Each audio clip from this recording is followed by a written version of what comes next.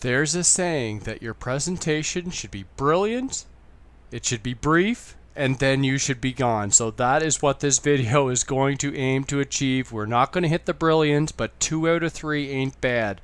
Welcome back. Today I'm going to go into a comparison between VIPKID and GoGoKid. I've been moonlighting now for 90 days, or I think it's 93 days with GoGoKid. I want to share with you what I've found out so far, and I just want to touch on 4 topics today. So please do like my video if you do like it or find it useful. Come back to this channel, subscribe to it. I try and go out, gather lots of information, bring it back, source it to the teachers that need to get recognized, and from time to time we do come up with the odd nugget of goodness myself. From time to time, periodically, lightning strikes. So today, let's get into 4 quick things about what I found out with GoGoKid. So let's touch on the interview itself, the animation over at GoGoKid, a strategy that I was using, and pay. Oh my goodness. Anyways, we'll talk about pay right at the end. So first part, the interview.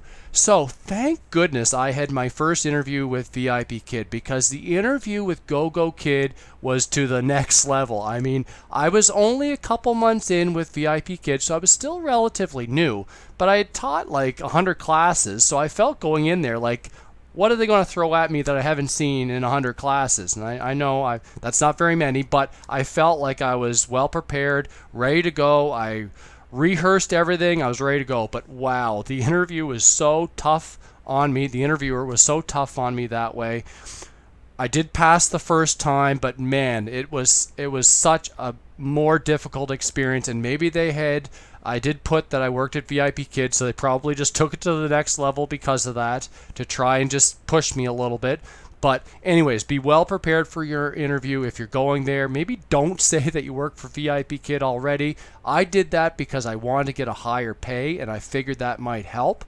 But anyways, it's up to you on whether you want to say, but just be well prepared for the interview because it will be tougher than VIPKID in my experience.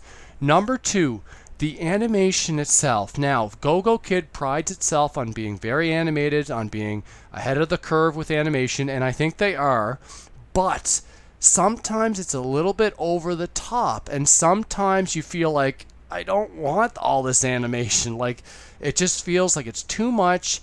It's tough then to time because you're getting all this stuff to play, and it just feels so difficult in terms of trying to plan for the lesson or trying to judge your time accordingly.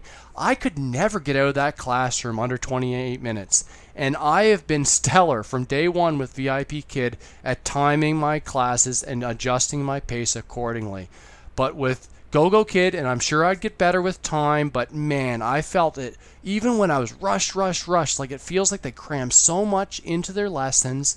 The animation's there, and it's so tough to get your butt out of that classroom at 25 minutes or anywhere there close. I never came close once. Now, I only had 6 classes with them, and I'll talk about a little bit more about that at the end, but I felt very rushed, and with me, I'm trying to bang out these classes, bang, bang, bang, a lot in a row, and I felt it was near impossible to go from one platform to the other and back and forth, and I just felt it was so difficult, especially when those lessons were taking longer with GoGoKid. Anyways, I felt it was very, very tough on the administrative side for me to make that work, and I'll talk about a little bit more about that a little later.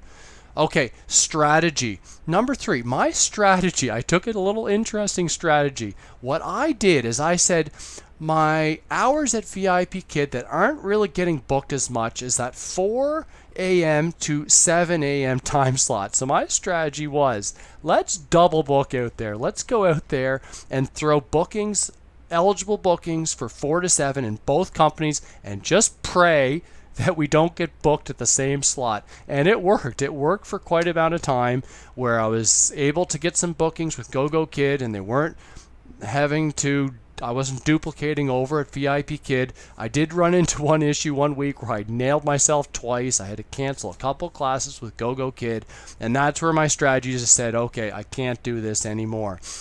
That was my strategy anyways, and it did work up front, and it helped me get a few extra courses with GoGoKid and help fill in those time slots that were a little tougher to fill in with VIPKID. So I feel it's a very good strategy to use. If you're a new teacher, get a second company and try that strategy, because you do get cancellations. I did have to cancel once for 2 classes. It only counted as 1 for GoGoKid, but it did help fill some gaps and gave me a little bit more pay because of it.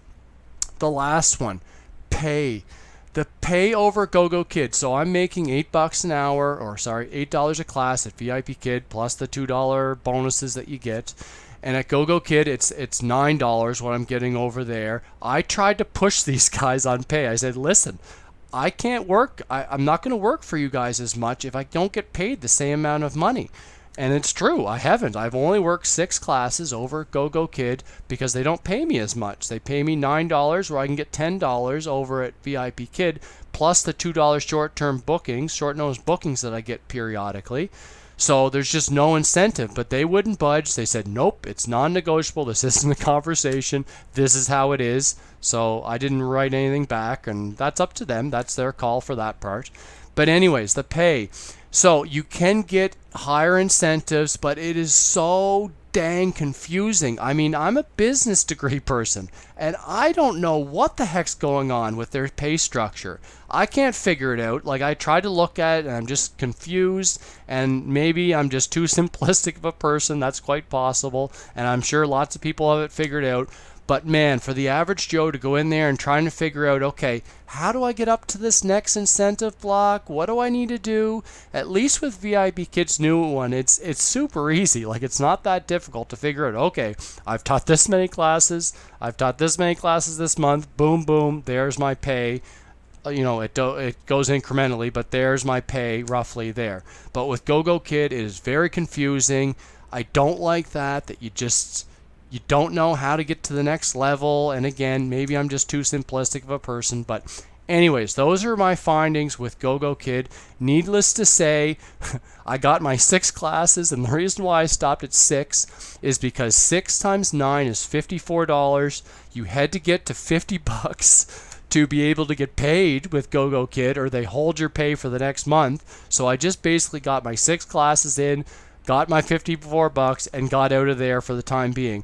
Now, having said that, I am still using them as a second company. I haven't quit or anything like that. I will still periodically go back and teach from time to time.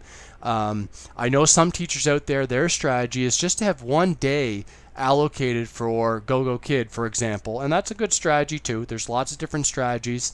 Maybe you can leave in your comments on strategies that work for you or that you've heard about, or what you think about the 2 companies. Leave some comments, and like I said, do like my videos. If you do like them, come back and we'll get into more videos over the weekend. Talk to you soon. Bye.